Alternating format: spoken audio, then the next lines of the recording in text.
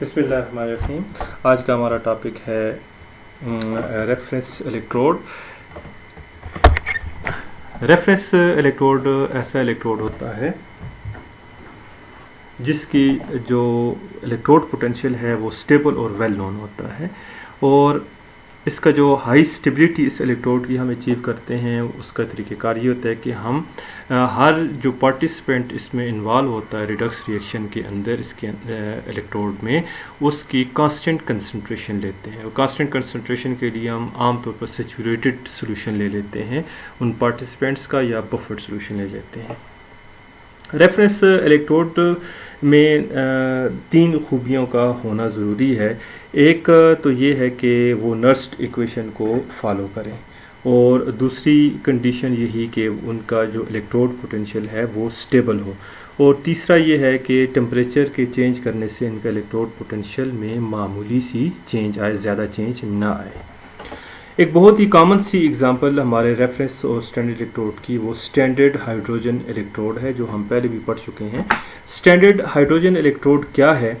ये एक इसकी कंस्ट्रक्शन हम देखें तो एक प्लैटिनम की फ़ाइल होती है, ये प्लैटिनम की फ़ाइल है, इसके साथ हमने प्लैटिनम की वायर लगाई होती है और इसको हमने ग्लास ट्यूब के अंदर सील किया होता है। यहाँ पे छोटे छोटे पोर्स होते हैं, यहाँ से हम हाइड्रोजन गैस इंसर्ट करते हैं, इंट्रोड्यूस करते हैं 1 एटमॉस्फेरिक प्रेशर पे, और इसको हमने 1 मोलर हाइड्रोजन आयन सोल्यूशन में डिप किया होता है। तो यहाँ से हाइड्रोजन गैस आती है और यहाँ से बबल्स की शक्ल में बाहर निकलना शुरू हुई। तो ये सारे का सारा सेटअप 25 डिग्री सेंटीग्रेड पे हमने रखा होता है, और इसको हम स्टैंडर्ड हाइड्रोजन इलेक्ट्रोड कहते हैं। और इसका ऑक्सीडेशन और रिडक्शन पोटेंशियल हमने 0.00 वोल्ट एज्यूम किया हुआ है। इसका जो रिडक्स रिएक्शन है वो ये है कि हाइड्रोजन अगर इलेक्ट्रॉन कहीं बाहर से इसको इलेक्ट्रॉन मिलते हैं तो यहाँ पे जो हाइड्रोजन आयन है वो इलेक्ट्रॉन लेकर हाइड्रोजन गैस बना देते हैं, और अगर कोई इलेक्ट्रोड इससे इलेक्ट्रॉन निकालता है तो हाइड्रोजन गैस इलेक्ट्रॉन देती है, और ये हाइड्रोजन गैस हाइड्रोजन आयंस में कन्वर्ट हो जाती है।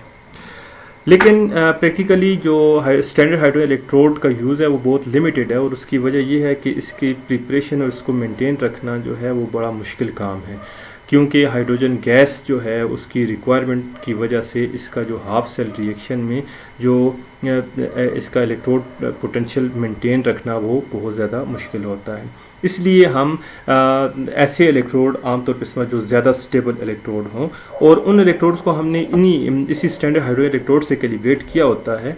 उनमें इलेक्ट्रोड्स में एक सैचुरेटेड कैलोमेल इलेक्ट्रोड है और जो कॉमनली इस्तेमाल होते हैं, और दूसरा है silver chloride electrode.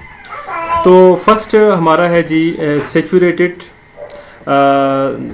कैलोमेल reference electrode. इसके ये डायग्राम है, इसमें यहाँ पे बॉटम पे मरकरी होती है और इसके ऊपर कैलोमेल होता है, यानी मर्क्यूरस क्लोराइड होता है, और उसके ऊपर पोटाशियम क्लोराइड का सैचुरेटेड सॉल्यूशन होता है। ये इनर जो ट्यूब है उसके अंदर से एक प्लैटिनम की वायर आ रही है जो इसके अंदर डिप है। ये जो सोल्यूशन है पोटाशियम क्लोराइड का ये साइड आर्म में मौजूद होता है, जो कि एक साल्ट ब्रिज की शक्ल बनाता है, यहाँ पे जल की शक्ल में होता है। ये यहाँ पे एक पोरस फ्रिट होती है जिसके थ्रू ये सोल्यूशन के साथ इन कांटेक्ट होता है।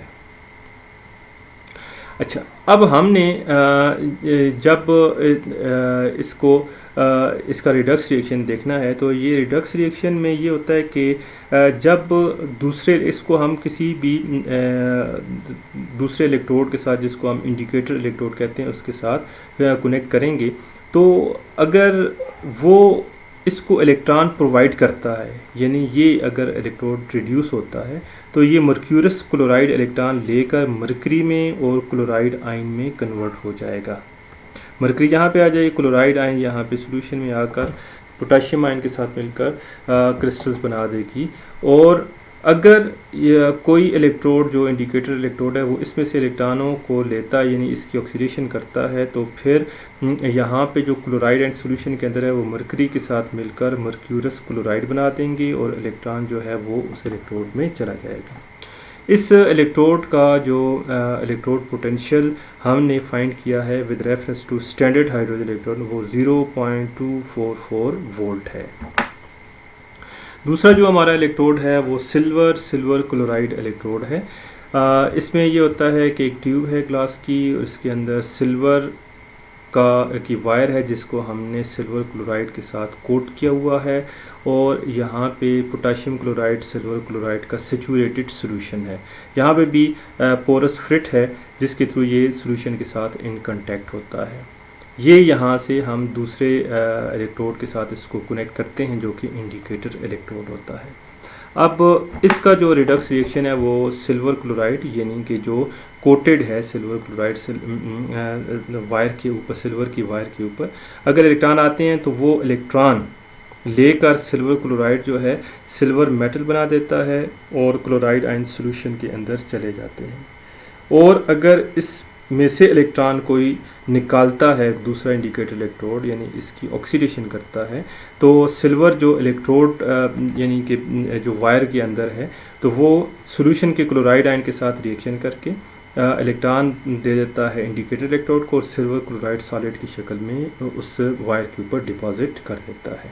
तो सिल्वर क्लोराइड जो कि वायर के ऊपर मौजूद है इलेक्ट्रॉन लेकर सिल्वर मेटल में और क्लोराइड आयन में कन्वर्ट होगा, क्लोराइड सॉल्यूशन में चले जाएंगे। और अगर इसकी ऑक्सीडेशन हो रही है तो फिर सिल्वर जो वायर के अंदर है वो क्लोराइड एंड सॉल्यूशन के साथ रिएक्शन करके ये इलेक्ट्रॉन देकर सिल्वर क्लोराइड बना देगा।